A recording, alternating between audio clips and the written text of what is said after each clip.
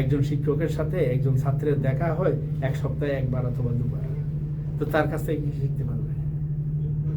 ইসলামে সিস্টেমের মধ্যে তো তরবিয়ত একটা বড় হক, যে জিনিসটা ওয়েস্টার্নাররা বুঝে না। একটা আমরা বলি বাংলায় আছে শব্দটা শিক্ষা দীক্ষা, তালিম তরবিয়ত। এই সব বলেন তো ইংরেজিতে কি এই শব্দটা আছে? দীক্ষা শব্দটা ইংরেজিতে আছে নাকি? নাই, কারণ তাদের মাথায় এটা আসে না, তাদের দর্শনে আসে না, তাদের গিলুতে ধরে না। এটা আমাদের এই শব্দ, আমাদের বড্ডি ইচ্ছেরা এটা বুঝে, আমাদের হিন্দুরা এটা বুঝে, আমাদের মুসলমানরা এটা বুঝে। এশিয়াটিক সোসাইটি, এশিয়াটিক কালচারে এটা সহজে বোঝা যায়। 1757 আপনাদের কাছে পরিষ্কার, এই ব্যাপারে আমি আর কোনো কথা বলবো না। 1857 উপরে আমি সভাপতি মহোদয়কে বলবো আলাদা একটা কারণ এটা একটা বিরাট ভিত্তি, ইতিহাসের একটা দাঁড়িয়ে আছে আমাদের, সেজন্য 1857 উপরে আলাদা একটা ব্যাপার হওয়া উচিত। এখন বাকি আছে যতটুকু, তার মধ্যে আমি 2-3টা কথা বললে হয়তো আমার সময় শেষ হয়ে যাবে। প্রথম যে কথাটা সেটা হলো যে ইস্ট ইন্ডিয়া কোম্পানি, আচ্ছা উপনিবেশিক শাসন সম্পর্কে একটু বলতে হয়। সেটা হচ্ছে কলোনিয়ালিজম, এটা 15th সেঞ্চুরি থেকে শুরু হয়েছে, বিভিন্ন জায়গায় বিভিন্ন সময় হয়েছে, আমাদের এখানে 18th সেঞ্চুরিতে হয়েছে। হ্যাঁ, কলোনিয়ালিজম মানে হচ্ছে এক দেশ আরেক দেশের উপর গিয়ে সরাসরি দখল করে ওখানে শাসন করবে। সেটা ফ্রেঞ্চেরা করেছে, ডাচেরা করেছে, ব্রিটিশ ইংলিশে, আমরা ইংরেজদের কপরে পড়েছিলাম। এই হলো সোজা কথা আর কি, প্লেনলি বোঝার জন্য এটাই হচ্ছে সোজা কথা। এটা একটা ব্রিটিশ কলোনি ছিল দীর্ঘদিন ধরে, এবং 1757 থেকে ধরেন 1947 পর্যন্ত পুরো ভারতবর্ষ তার অংশ বিশেষ ব্রিটিশ কলোনি ছিল। সৌভাগ্য হচ্ছে দ্বিতীয় বিশ্বযুদ্ধ হওয়ার পরে আমাদের ডিকলোনিয়ালাইজেশন শুরু হয়, তারপর আমরা আস্তে আস্তে স্বাধীনতা লাভ করি। পৃথিবীর প্রায় সকল দেশগুলো, এখনো অনেক দেশ স্বাধীনতা পায়নি, এখনো তারা কুইনের নামে শাসন করতেছে, তাদের গণতন্ত্র আছে, প্রধানমন্ত্রী আছে, কিন্তু হার এক্সেলেন্সি অথবা হিজ এক্সেলেন্সি হচ্ছে ইংল্যান্ডে বসে আছে। সেদিক দিয়ে আমরা অনেক ভালো আছি। তো যেটা আমি জাস্ট 3টা সেকশনে কথা বলবো। একটা হচ্ছে ব্রিটিশ শাসন সূচনা হওয়ার পরে এদেশের মুসলমানেরা এটা মেনে নেয়। 100 বছর ধরে তারা যুদ্ধ করেছে, 100 বছর ধরে যুদ্ধ করেছে। তার মধ্যে প্রধান যুদ্ধগুলো হয়েছে যেটা, সেই কয়টার মধ্যে রংপুরে নুরুল দিনের বিদ্রোহ হয়েছে, এটা আপনারা যেগুলো কমন জানেন। হ্যাঁ, বলকি শাহের বিদ্রোহ হয়েছে, তারপরে আমাদের এখানে পাগলাপন্থীদের বিদ্রোহ হয়েছে, ফকির মজনু শাহর বিশাল বিদ্রোহ হয়েছে। এই যে সশস্ত্র বিপ্লবের মাধ্যমে সশস্ত্রভাবে এদের স্বাধীনতা, এদের আধিপত্যবাদের বিরুদ্ধে যুদ্ধ হয়েছে, এবং এই যুদ্ধে অনেক মানুষ শাহাদত বরণ করেছে। এটা হচ্ছে একটি চ্যাপ্টার। আরেকটা চ্যাপ্টার হচ্ছে আমাদের মধ্যে, এটা আমাদের শাহ অলিউল্লাহ মুহাদ্দাস দেহলভির ছেলে শাহ আব্দুল আজিজ, উনি ফতোয়া দিয়েছিলেন যে ভারত, ব্রিটিশ শাসিত ভারত দারুল হরব, এখানে হয় যুদ্ধ করতে হবে, না হয় হিজরত করতে হবে। দারুল হরবে কোনো ইমানদার বসবাস করতে পারে না। এখন যদি আপনার প্রশ্ন করেন যে এখন কি চলতেছে, ইসলামের ফকিদের কাছে রাষ্ট্র হচ্ছে 3টা, দারুস সালাম, দারুল কুফার এবং দারুল হরব। এখন আমরা কোনটাতে আছি আপনারা নিজেরাই বিবেচনা করে দেখবেন। তো আমি যেটা বলতে চাচ্ছি সেটা হচ্ছে যে এটা দারুল হরব। তো দারুল হরবে কি করতে হবে? যুদ্ধ করতে হবে। তো যুদ্ধ করার জন্য সমগ্র বেঙ্গল থেকে একদম সিত্তানা বালাকোট পর্যন্ত যুদ্ধ হয়েছে, অসংখ্য যুদ্ধ হয়েছে। কিন্তু সৈয়দ আহমদ শহীদের অথবা বালাকোটের যে নেতা, যিনি শাহ আব্দুল আজিজেরই ছাত্র অথবা শাহ আব্দুল হাইয়ের ছাত্র, তিনি হলেন সৈয়দ আহমদ শহীদ। তিনি যেটা আন্দোলন করেছিলেন সেটাকে আমাদের দেশে, আমাদের ঐতিহাসিকেরা এটাকে তরিকায়ে মুহাম্মদী আন্দোলন বলেছে। হ্যাঁ, মুহাম্মদের ধর্মের দিকে ফিরে যাওয়া, এটাই বলা হয়েছিল। তো যেটা উনি চেষ্টা করেছিলেন সেটা জন্য ওনার সাথে দেখা হয়েছিল মক্কা শরীফে আমাদের সৈয়দ নেসার আলী তিতুমিরের। তিনি আমাদের বেঙ্গলের মুসলমানদের মধ্যে এটা ছড়িয়ে দেন, এবং তিনি এটা বিশাল যুদ্ধের প্রস্তুতি নিয়েছিলেন এবং যুদ্ধ করেছিলেন। শেষ পর্যন্ত নারিকেল বাড়িয়ার বিশাল যুদ্ধে উনি শাহাদত বরণ করেছিলেন। ওনার সেনাপতি মাসুম ধরা পড়েছিলেন, তার বিচার হয়েছিল, ফাঁসি হয়েছিল। তারা অনেক লোক ওখানে নিহত হয়েছেন, অনেকে শাহাদত বরণ করেছেন। এটার উপরে আমাদের শিক্ষক যে ডক্টর মঈনুদ্দিন আহমদ খানের একটা ভালো বই আছে, তিতুমির এন্ড হিজ ফলোয়ার্স। এটা একটা ভালো বই আছে, এবং এদেরকে ব্রিটিশেরা ব্রিটিশের ঐতিহাসিকেরা এটাকে ওহাবি আন্দোলন নাম দিয়েছিলেন। ওহাবি বলে এদেরকে ডিসকার্ডেড অথবা ডিগ্রেডেড করার একটা চেষ্টা চলছিল। সেটার মধ্যে দিয়ে সেটার উপরেও একটা আমাদের খান স্যারের বই আছে, সেটা ছিল ওয়াবি ট্রায়াল। ওয়াবিদেরকে ট্রায়াল দিয়েছে, ওই যে ট্রায়াল হয়েছে, ফাঁসি হয়েছে, ট্রায়াল হয়েছে, দেশান্তর হয়েছে, ওখানে পাঠাই দিয়েছে, হ্যাঁ, ওই যে আন্দামানে পাঠাই দিয়েছে। এইটা একটা হয়েছে, এটা একটা ইন্টেলেকচুয়ালি বড় ধরনের একটা চেঞ্জ হয়েছে। তো এই যে এরপরে এইটা দুর্ভাগ্যজনক আরেকটা অধ্যায় হচ্ছে, সেটা হলো ফরাইজিদের। আমি বলছি 19 সেঞ্চুরির ফরাইজি নেতা যিনি ছিলেন তিনি হচ্ছেন আমাদের হাজী শরীয়তুল্লাহ। আচ্ছা, এই যে দেখেন বিকৃতিটা কীরকম দেখেন। হাজী শরীয়তুল্লাহ যাকে বলছে, শরীয়তুল্লাহ যে ছেলেটি 1 বছর থেকে মানে 5-6 বছর থেকে লেখাপড়া করে 40 বছর পর্যন্ত লেখাপড়া করেছে, এই লোকটা ইতিহাসে চিত্রিত হয়েছে হাজী শরীয়তুল্লাহ হিসেবে। আমাদের দেশে সাধারণত হাজী সাহেব আমরা মনে করি যে অশিক্ষিত মানুষ, হ্যাঁ, অশিক্ষিত মানুষ হজ করেছেন, এদেরকে আমরা হাজী সাহেব মনে করি। কিন্তু হাজী শরীয়তুল্লাহ হচ্ছে আজকের দিনে আমরা যাদেরকে আল্লামা বলছি তাদের থেকে অনেক বেশি লেখাপড়া করা লোক। কারণ কি? কারণ আপনারা জানেন, আমি তারপরেও মনে করাই দিচ্ছি, সেটা হচ্ছে ইসলামিক এডুকেশনে 2টা অধ্যায়, একটা হচ্ছে তালিম, একটা হচ্ছে তরবিয়ত। এই 2টা একজনের থেকে শিখতে হয়। এবং তাহের সাম্বাল হচ্ছে মক্কা শরীফের হানাফি মাযহাবের সর্বশ্রেষ্ঠ উস্তাদ, তিনি হচ্ছেন শরীয়তুল্লাহ সাহেবের উস্তাদ, যার কাছে তিনি 13-14 বছর লেখাপড়া করেছেন। টোটাল 40 বছর ধরে তিনি লেখাপড়া করেছিলেন। ওনার শেষ নাকি চলছে? কারণ চলছে যে।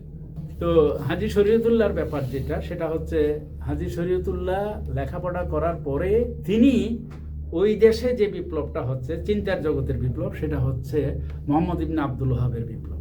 মোহাম্মদ ইবনে আব্দুল ওহাবের যে লেখাপড়া, তার সাথে হাজী শরীয়তুল্লাহর পরিচয় হয়েছে। তিনি যখন দেশে ফিরে আসলেন, দেশে ফিরে এসে তিনি দেখলেন যে আমরা যারা মুসলমান হয়েছি, আমরা তো কনভার্টেড মুসলমান, বেশিরভাগ মুসলমান তো কনভার্টেড। এটা তো সত্য কথা, এটা যত বিতর্ক করি না কেন, জেমস ওয়াইজ যেটা বলেছেন এটা সত্য কথা।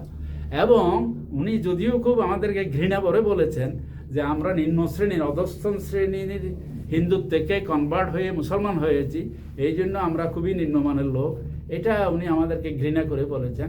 কিন্তু অনেক ব্রাহ্মণও তো ইসলাম গ্রহণ করেছেন, এবং ব্রাহ্মণ গ্রহণ করলে সেটা আর নিম্ন শ্রেণী থাকে না, সেটা মুসলমান হয়ে যায়। আর অধস্তন শ্রেণীর লোকেরও ইসলাম গ্রহণ করলে তিনি যদি যোগ্যতা অর্জন করেন, তিনি তো মুসলমানদের মধ্যে তো শ্রেণী প্রথা নাই, বর্ণ প্রথা নাই, অতএব এটা নিয়ে আর বিবর্ত করে লাভ নাই। কিন্তু আমাদের মধ্যে অনেকগুলা বেদাত এবং শিরিক ঢুকে পড়েছে। হাজী শরীয়তুল্লাহ ফাইন্ড আউট করলেন যে এটা শিরিক, এটা শিরিক, এটা শিরিক, এবং এটা বেদাত, এটা বেদাত, এটা বেদাত, এরকম ফাইন্ড আউট করলেন। ফাইন্ড আউট করার পরে তিনি বললেন যে এই ফরজগুলো মানতে হবে, এই ফরজগুলো মানতে হবে, এই জন্য ওদেরকে ফরাইজি বলা হয়। আর এই শিরক এবং বেদাত এইগুলা আমাদেরকে অ্যাভয়েড করতে হবে। এরপরে সবচেয়ে কঠিন যে কথাটা উনি বলেছিলেন সেটা হচ্ছে যে তোমরা যে করতেছো, কি বলে এটাকে, দারুল হরব কনসেপ্ট উনিও গ্রহণ করেছেন। উনি বলছেন যে দারুল হরবে জুমার নামাজ এবং ঈদের নামাজ পড়া যাবে না, এই জন্য ফরাইজিরা ঈদের নামাজও পড়ে না, জুমার নামাজও পড়ে না। কারণ ইসলাম প্রতিষ্ঠিত না হলে তো, প্রতিষ্ঠানতে দারুল ইসলাম না হলে সেখানে ঈদের নামাজ পড়তে হয় না, জুমার নামাজও পড়তে হয় না।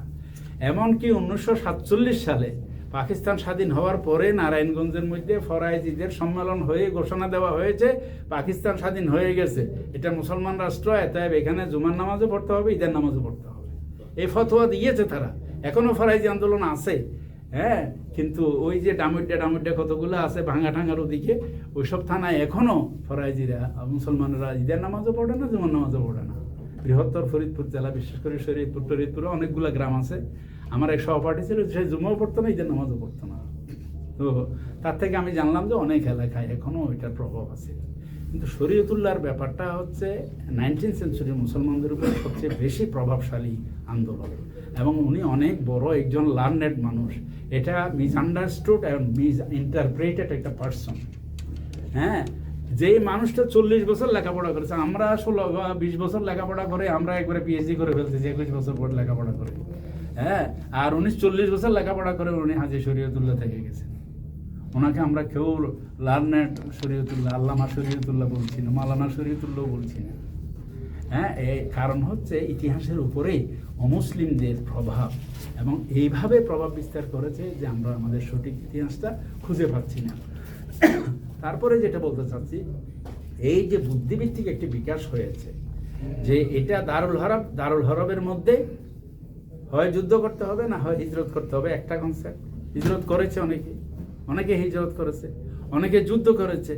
আমাদের এখান থেকে বেঙ্গল থেকে প্রচুর মুসলমান গেছে, হ্যাঁ, এবং এই অনেকগুলো মুসলমানদের কবর আমি দেখেছি যারা ওই সিত্তা নামের ঘাঁটিতে অথবা ইয়েতে যুদ্ধ করতে গেছিল। তো আমাদের চট্টগ্রামের সুনতিতে যে মাওলানা আব্দুল হাকিম সাহেব, উনি একজন গাজিয়াওয়ালাকোট, তার নামে কিন্তু একটা বিশাল মাদ্রাসা আছে। সুফি নূর মোহাম্মদ নিজামপুরি, এই যে নিজামপুরে মিরসরাই, ওখানেও দেখলাম যে ওনার নামে একটা বিশাল মাদ্রাসা আছে। একটু পরে নোয়াখালীতে ইমামউদ্দিন বাঙালি, ওনার ওখানে বিশাল একটা মাদ্রাসা আছে। এবং ওনার ভাই অবশ্য আলাউদ্দিন শাহাদত বরণ করেছিলেন, উনি ফিরে আসেন নাই। তারই নাতি একটা আমাদের কলিগ ছিলেন ইয়েতে ইসলামিক ইউনিভার্সিটিতে, তিনি অবশ্য মারা গেছেন, ফয়সাল তার নাম ছিল। তো আমি বলতে চাচ্ছি যে এখানে নয়, সমগ্র বেঙ্গল থেকে মানুষ যুদ্ধ করেছে এবং যুদ্ধের রসদ জোগাড় করেছে, যুদ্ধের জন্য অর্থ সংগ্রহ করেছে, এবং প্রচুর পরিমাণে মহিলারা তাদের স্বর্ণালঙ্কার জিহাদে দান করেছে। তারা এটাকে যুদ্ধ বলে না, তারা এটাকে জিহাদ বলেছে।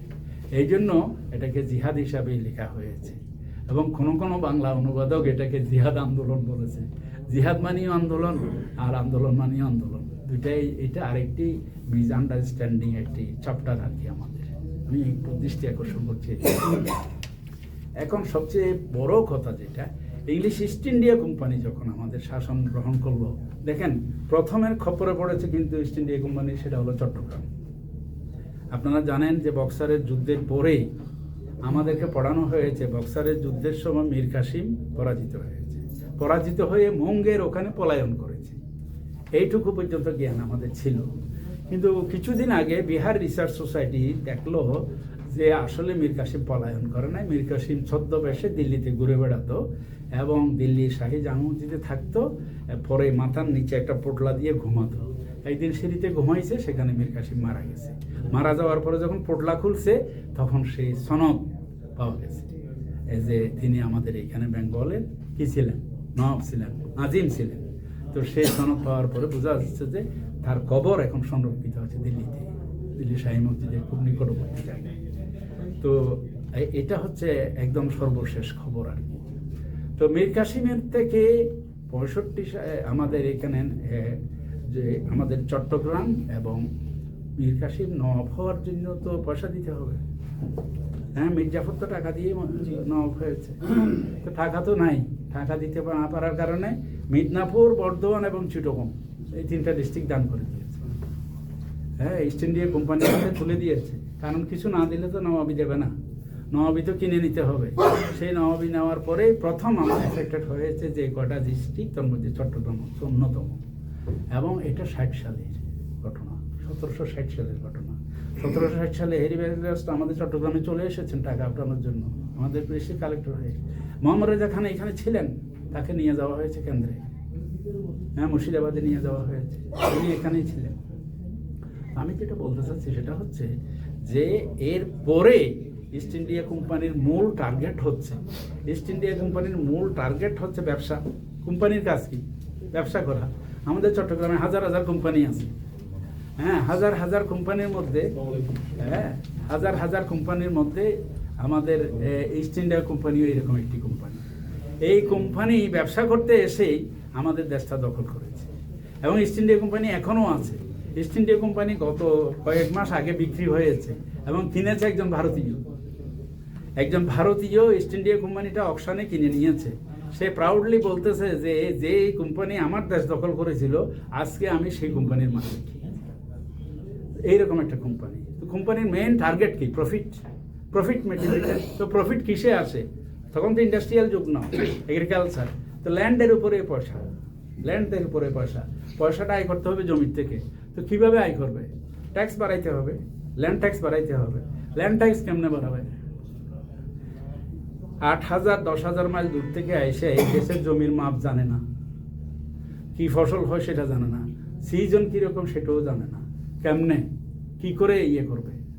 মুসলমান আমলে তো কোনো সমস্যা ছিল না, কারণ মুসলমান আমলে মুসলমানরা যাদের সাথে জমিদারি দিয়েছিল তারা প্রজাদেরকে পালন করাকে ওয়াজিব মনে করত, প্রজাদের পালন কর্তা হিসেবে ছিল, তারা সালিশ বিচার করে দিত, নিরাপত্তা দিত, তাদের কাছ থেকে জুলুম করে টাকা নিত না। আমি দেখেছি যশোরের অঞ্চলে যে 22 বিঘা জমি চাষ করেছে, বলছে আমার ফসল নষ্ট হয়ে গেছে, সেই জন্য আমি একটা মুরগি খাজনা দিলাম, একটা মুরগি দিয়ে 22 বিঘা জমির খাজনা মাফ হয়ে গেছে। এই ছিল অবস্থা। কিন্তু ইস্ট ইন্ডিয়া কোম্পানিতে এটা মানবে না। ইস্ট ইন্ডিয়া কোম্পানির এই নিয়ে ইন্ডিয়া কীভাবে কোম্পানি শাসন করবে তার একটা নীতিমালা তৈরি করেছে। এটা করেছে 1784 এটা করেছে ইংল্যান্ডের পার্লামেন্ট, যেটাকে আমরা পিটস ইন্ডিয়া অ্যাক্ট বলতেছি। এটা করার পরে তারা চিন্তা করলো যে খাজনা তো বাড়াইলে হবে না, এটা আদায় করবো কেমনে, আদায় করার জন্য একটা ব্যবস্থা করতে হবে। তখন ব্রিটেনের পার্লামেন্টের মধ্যে মেম্বারদের মধ্যে বেশিরভাগ মানুষের হচ্ছে ল্যান্ডেড ক্লাস, যাদেরকে আমরা জমিনদার বলি। জমিনদারদের প্রতিনিধি হচ্ছে লর্ড কর্নওয়ালিস। লর্ড কর্নওয়ালিসকে বলা হলো তুমি বাংলায় যাও, তুমি ভারতে যাও, পার্মানেন্টলি একটা ওদের সাথে সেটেলমেন্ট করে আসো, কী করে করা যাবে সেটা তুমিই জানো, আমাদের কোনো কর্তব্য নেই, তুমি যেটাই করবা ব্রিটেনের পার্লামেন্ট সেটা মেনে নেবে। তো কর্নওয়ালিস করলো কি, এখানে এসে দেখলো যে না, এখানকার জমিদাররা খুবই ফাঁকিবাজ, কখনো তারা বলবে না তার কত জমি আছে, কখনো বলবো না কি পরিমাণ আয় হয়, কখন কাল্টিভেবল ল্যান্ড কতটুকু, ফ্যালো ল্যান্ড কতটুকু, এটা কখনো বলবে না। যেহেতু বলবে না, সেহেতু তাদেরকে বেকায়দা না ফেলাইলে তাইলে তো হবে না, আয় করা যাবে না। সেজন্য আয় করতে গিয়ে যেটা করেছে সেটা হলো তাদের সাথে 10 বছরের একটা চুক্তি করা হলো। এমন চুক্তি করা হলো যে চুক্তিটা সারা পৃথিবীর ইতিহাসে একটি কলঙ্কিত চুক্তি হিসেবে পরবর্তীকালে হয়েছে, প্রতিষ্ঠিত হয়েছে। চুক্তিটা হচ্ছে জমির মালিক হলো জমিদার, মুসলমান আমলে জমির মালিক ছিল কৃষক।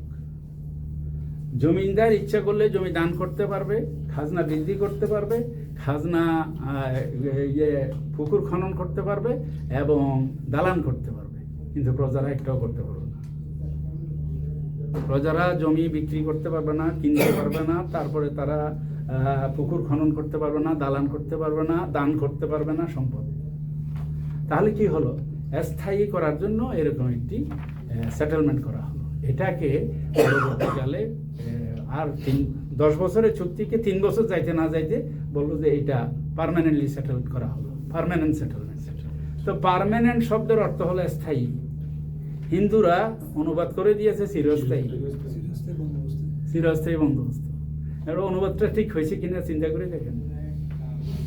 হ্যাঁ, কিন্তু এমনকি আমি আইইউসিতে যখন চাকরি করতাম 2003 সালের দিকে, তখন এরা বলতো কি কুমিরা চকবাজারের ক্যাম্পাস, কুমিরা ক্যাম্পাসকে বলতো স্থায়ী ক্যাম্পাস। আমি বললাম যে স্থায়ী ক্যাম্পাস কেমনে হয়, লেখা আছে পার্মানেন্ট ক্যাম্পাস। তা আমি বললাম যে এটা কীভাবে হয়, এটা কী করে স্থায়ী হয়? হ্যাঁ, স্থায়ী বলা যায়? আল্লাহ বলছেন যে কুল্লু মান আলাইহা ফান, আর তুমি বলছো এটা স্থায়ী, এটা তো হচ্ছে না।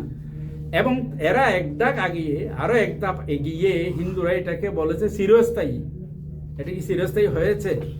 1951 সালে ইস্ট পাকিস্তান ল্যান্ড অ্যাকুইজিশন অ্যাক্টের মাধ্যমে চিরস্থায়ী বন্দোবস্ত চিরস্থায়ীভাবে বাতিল করে দেওয়া হয়েছে। তো চিরস্থায়ী অনুবাদ করার দরকার কি ছিল? ইংরেজদের যা বলে তার চাইতে একটু আগাইয়া বাড়াইয়া বলে, সেটা হচ্ছে হিন্দু ঐতিহাসিকেরা বা হিন্দুরা। যেমন আপনাদের আরেকটা এক্সাম্পল দিই। এটা আপনারা সবাই জানেন যে partition of Bengal, partition of বেঙ্গলের এরা অনুবাদ করেছে কি বঙ্গভঙ্গ, বঙ্গভঙ্গ। এখানে এই পার্টিশন অফ বেঙ্গল কথাটার মধ্যে বঙ্গ শব্দটাও নাই, ভঙ্গ শব্দটাও নাই। তো এটা অনুবাদ করেছে এবং এটা আমরা গিলেছি, এটা লিখে আমরা পাশ করে এমএ পাশ করে ফেলেছি। হ্যাঁ, আমাদের ছেলেরা এখনো এটা পড়তেছে। কারণ কি? কারণ আমরা পিছিয়ে পড়েছি। 1757 পরে আমরা এত বেশি পিছিয়ে গেছি, 100 বছরের মধ্যে আমরা পিছিয়ে গেছি এত বেশি যে এটা কল্পনাও করা যাবে না। যদিও হান্টার কিছুটা স্বীকার করেছে, কিন্তু এটা সম্ভব নয়। তো যেটা চিরস্থায়ীভাবে বন্দোবস্ত করে দিয়েছে, যেটা পরবর্তীকালে ধ্বংস হয়ে গেল, এটা হলো সবচেয়ে বড় এফেক্ট। এটার বড় এফেক্ট হয়েছে চারটা। এক নম্বর এফেক্ট হয়েছে বড় জমিদার যেগুলো ছিল, প্রাচীন জমিদার, বড় জমিদার যে ছিল, বর্ধমান, বিষ্ণুপুর অথবা মোমেনশাহী, এই বড় বড় জমিদারিগুলো, নাটোর, এইগুলো জমিদাররা এটা রাখতে পারছে না, কারণ খাজনা অনেক বেড়ে গেছে। জমিতে উৎপাদন হবে 1000 টাকা, খাজনা ধরা হয়েছে 1500 টাকা, তো 500 টাকা করে উনি কোত্থেকে দেবেন? কয় বছরই বা দিতে পারবেন? আস্তে আস্তে তাকে সেল করতে হচ্ছে।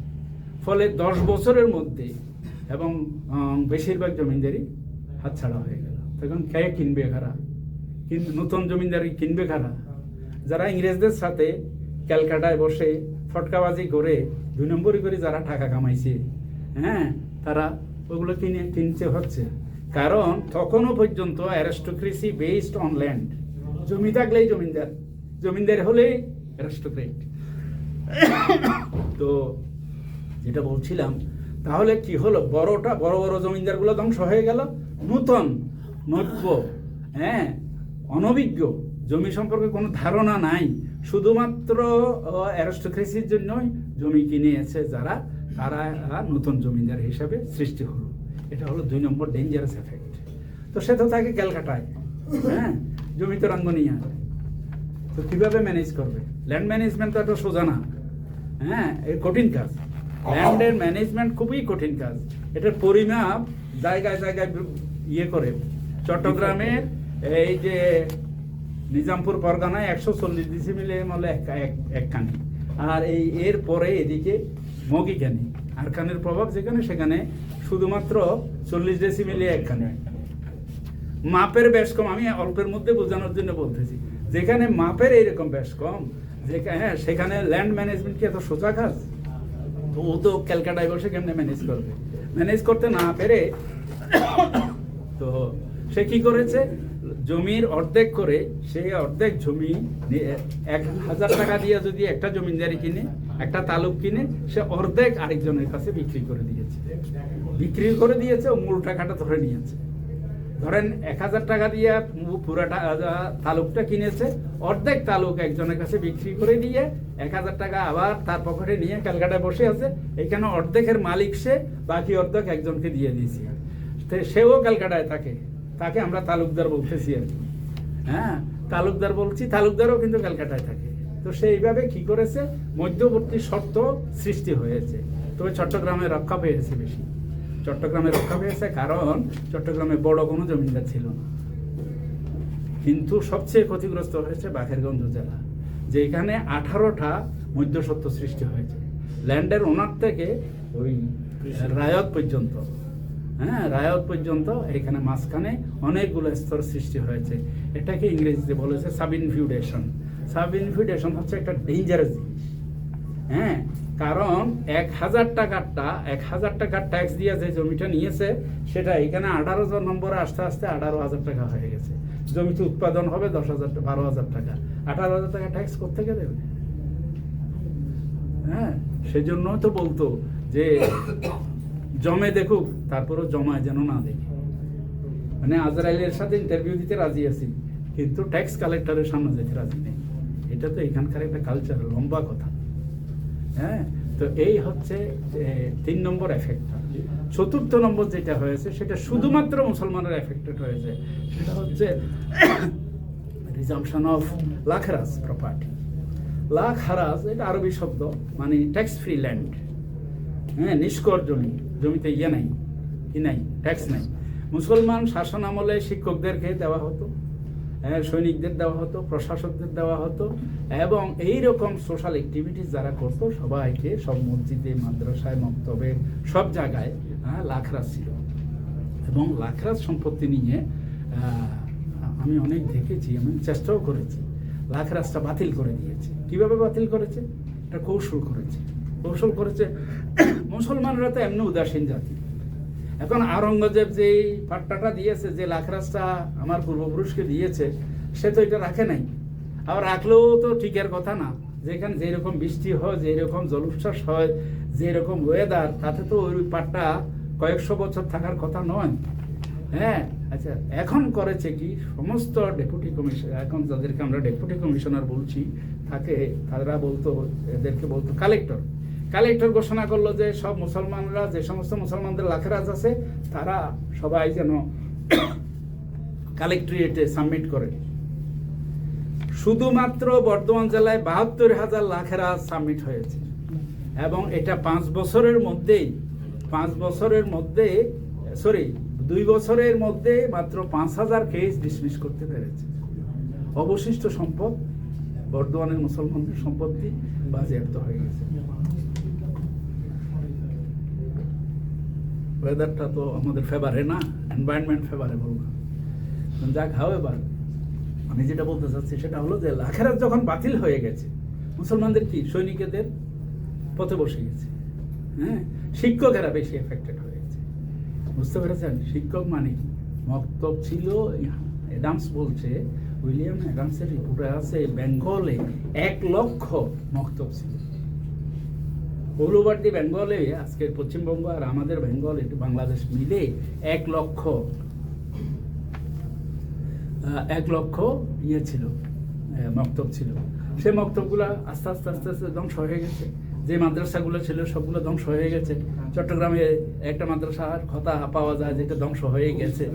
হ্যাঁ, পরবর্তীকালে যেগুলো সৃষ্টি হয়েছে সেগুলো না। লাখেরাজ যখন বাতিল করা হয়েছে, তখন আমাদের সম্পদ শূন্য হয়ে গেছে।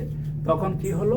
আমাদের শিক্ষা ইস্ট ইন্ডিয়া কোম্পানির চিরস্থায়ী বন্দোবস্ত অথবা স্থায়ী বন্দোবস্তর ফলে 100 বছরের মধ্যে আমরা 100% শিক্ষিত মুসলমানেরা 100% অশিক্ষিত মুসলমানে পরিণত হয়েছে। 100% সচ্ছল মুসলমানেরা 100% অসচ্ছল মুসলমানে পরিণত হয়েছে।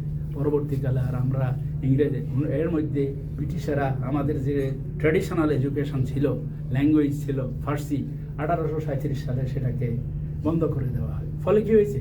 কোর্ট বিল্ডিংয়ে আমাদের যে সমস্ত ভাইরা চাকরি করত, আমাদের পূর্বপুরুষেরা যারা চাকরি করতো কোর্ট বিল্ডিংয়ে, তাদের চাকরি চলে গেল।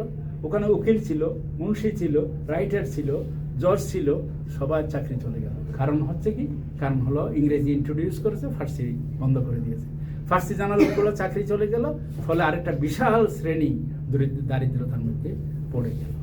ইস্ট ইন্ডিয়া কোম্পানির প্রত্যেকটা পলিসি অত্যন্ত দীর্ঘমেয়াদী ছিল, এবং দীর্ঘমেয়াদী থাকার কারণে তারা সফলতা অর্জন করেছে এবং আমাদের মুসলমানদেরকে ক্ষতিগ্রস্ত করতে সক্ষম হয়েছে। আর একটা কথা শুধু বলে শেষ করে দিচ্ছি, কারণ হলো সময় নাই বলতেছে। সেটা হচ্ছে এডুকেশন পলিসি কি হবে। এডুকেশন কি হবে? মুসলমানদের একটা রিচ ট্রেডিশনাল এডুকেশনাল সিস্টেম এদেশে এস্টাবলিশ ছিল, খুবই রিচ। হ্যাঁ, আমাদের ছেলেরা 21-22 বছরের মধ্যে এই ওয়েস্টার্ন ফিলসফি পর্যন্ত পড়ে শেষ করতো। কোরআন, হাদিস, ফিকা থেকে শুরু করে ইতিহাস সবই করতো, এবং তারা অনেক বড় লার্নেড ছিল। কিন্তু ইস্ট ইন্ডিয়া কোম্পানির মধ্যে এটা নিয়ে তর্ক করলো ওরা। একদল বলছে যে এইখানে ইন্ডিয়ান সাবকন্টিনেন্টে western education, western science, western technology শিক্ষা দিতে হবে through the medium of English. আরেক দল বলতেছে যে না, এখানকে ইস্টার্ন ফিলসফি, ইস্টার্ন রিলিজিয়ন এবং ইস্টার্ন যে টেকনোলজি সায়েন্স আছে সেটা শিক্ষা দিতে হবে। ওদের মধ্যে ঝগড়া করতে করতে 13 বছর চলে গেছে। হ্যাঁ, প্রত্যেক বছরে কোম্পানির উপর বাধ্য করা হয়েছিল 1 লাখ টাকা করে জমা দিতে শিক্ষা বাবদ। এই টাকার খরচ হয় না, শুধু জমাই হয়। তো পরবর্তীকালে ডিসিশন হয়েছে সেটা হলো যে ওয়েস্টার্ন সায়েন্স এবং ওয়েস্টার্ন টেকনোলজি, হ্যাঁ, western philosophy, western religion, Christianity বলছে না, ওয়েস্টার্ন রিলিজিয়ন ইম্পার্ট করা হবে through the medium of English. যেটার ফল হয়েছে ক্যালকাটা বিশ্ববিদ্যালয়, ঢাকা বিশ্ববিদ্যালয় অথবা আজকের বিশ্ববিদ্যালয় সমূহ, হ্যাঁ, যেগুলাতে আমাদের যে তালিম এবং তরবিয়তের যে ব্যবস্থা মুসলমানদের ছিল সেটা চিরতরে ধ্বংস হয়ে গেছে। আমরা এখন কি করি? আমরা এখন ইসলামিক নাম দিতে পারি, ইসলামিক ইউনিভার্সিটি করতে পারি, কিন্তু আমাদের যে ট্র্যাডিশনাল যে সিস্টেম ছিল সেই সিস্টেমটাতে আমরা ফিরে যেতে পারিনি। যদিও একটা গোষ্ঠী চেষ্টা করেছিল যে বালাকোটের পরে, আর বিশেষ করে 1857 পরে তারা কিছু শিক্ষা প্রতিষ্ঠান করবে।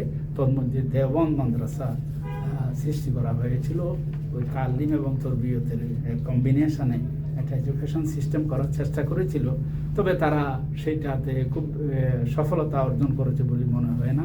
কারণ পরবর্তীকালে সারা দেশে তাদের বিরাট একটা জনগোষ্ঠী সৃষ্টি হয়েছে শিক্ষিত, কিন্তু তারা সেই আগের দর্শন থেকে বিচ্যুত হয়ে গেছে। আগে যে ফিলোসফি ছিল সেই ফিলোসফি থেকে বিচ্যুত হয়ে গেছে, যদিও তারা মনে করে যে তারা সফল হয়েছে। আরেকটা যেটা হলো, আমরা আজকালকার দিনে যে ইসলামিক ইউনিভার্সিটি সমূহ দেখতে পাচ্ছি, এগুলো তো আপনারাই বুঝতে পারছেন যে একজন শিক্ষকের সাথে একজন ছাত্রের দেখা হয় এক সপ্তাহে একবার অথবা দুবার, তো তার কাছ থেকে কি শিখতে পারবে? ইসলামে সিস্টেমের মধ্যে তো তরবিয়ত একটা বড় হক, যে জিনিসটা ওয়েস্টার্নাররা বুঝে না। একটা আমরা বলি বাংলায় আছে শব্দটা শিক্ষা দীক্ষা, তালিম তরবিয়ত। এই সব বলেন তো ইংরেজিতে কি এই শব্দটা আছে? দীক্ষা শব্দটা ইংরেজিতে আছে নাকি? নাই, কারণ তাদের মাথায় এটা আসে না, তাদের দর্শনে আসে না, তাদের গিলুতে ধরে না। এটা আমাদের এই শব্দ, আমাদের বড্ডি ইচ্ছেরা এটা বুঝে, আমাদের হিন্দুরা এটা বুঝে, আমাদের মুসলমানরা এটা বুঝে। এশিয়াটিক সোসাইটি, এশিয়াটিক কালচারে এটা সহজে বোঝা যায়, কিন্তু ট্রেডিশনাল ওয়েস্টার্ন অথবা ইউরোপিয়ান কালচার অথবা ইউরোপিয়ান ট্রেডিশনে এটা সহজে বোঝা যায় না। আরেকটা কথা বলে শেষ করে দিচ্ছি, সেটা হচ্ছে যে ব্রিটিশ শাসনের ফসল আজকে আমরা দেখেন, হ্যাঁ আমরা কিন্তু এখনো সবাই শার্ট প্যান্ট পরে আসছি। আমি নিজের কথাই বলছি যে শার্ট প্যান্ট পরে কেন আসতে হচ্ছে, কারণ আমাকে ধোলাই করা হয়েছিল, আমাকে ওয়াশ করা হয়েছিল যে তোমাকে প্যান্ট শার্ট পরেই যাইতে হবে, তা না হলে তোমার চাকরি থাকবে না। হ্যাঁ, ওটাতে আমাকে হ্যাবিচুয়েট করে তুলেছে, বুঝতে পেরেছেন? কিন্তু সৌভাগ্য হচ্ছে তাদের ধর্ম আমরা গ্রহণ করিনি, তাদের খাদ্যাভ্যাস আমরা গ্রহণ করি নাই, তাদের পানীয় আমরা গ্রহণ করি নাই। এটা আমাদের সৌভাগ্য, আল্লাহ আমাদেরকে হেফাজত করেছেন। ধন্যবাদ সবাইকে। আসসালামু আলাইকুম।